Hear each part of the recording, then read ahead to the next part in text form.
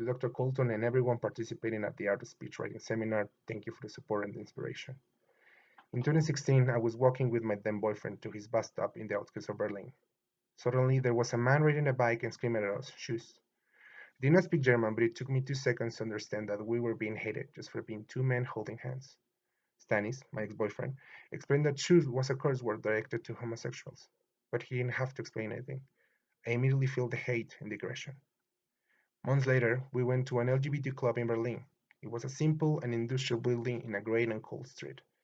But on top of that building, there was a huge pink neon sign with the word "shoes" written in capital letters. I was amazed. Me, still not knowing German, asked Stanis, "Isn't that the word that guy yelled at us?" Laughing, he said yes. "But how do you know that?" The truth is I'd never seen that word before. I couldn't even pronounce it, and yet it was printed in my memory. Oftentimes, that is what a minority group do. We reappropriate words and expressions that were meant to hurt us, and we turn them to empower us. We reclaim the words that those empowered ones used to belittle us, and we turn them into words of community and sense of belonging. We do this to survive, to thrive, to move on. But what happens when a minority group is powerless in front of a threat? What if the people who are supposed to protect you, and everyone else for that matter, fail to do so? What happens when our communities, regardless of their size, simply cannot move on? The following statement should not be a shock to anyone. Nowadays, more than ever before, we need free access to healthcare, equal access to healthcare, and fair access to healthcare. The HIV virus was discovered by a French research group back in 1983. After decades of efforts and breakthroughs, the virus is controllable with retroviral treatments, but there is currently no known cure or vaccine.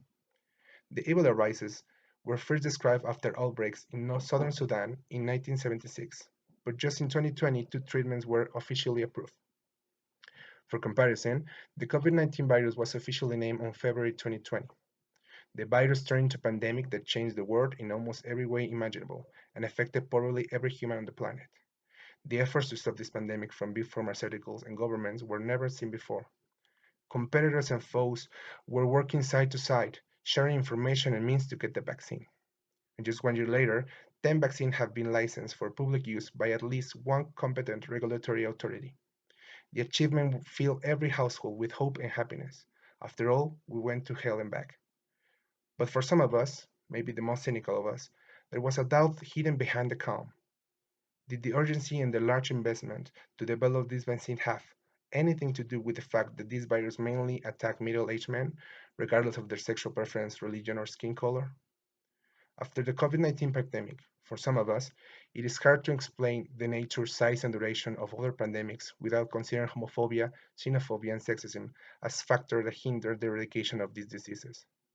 More than ever before, it is vital for us as citizens, as human beings, to demand free access to healthcare, equal access to healthcare, and fair access to healthcare for us all.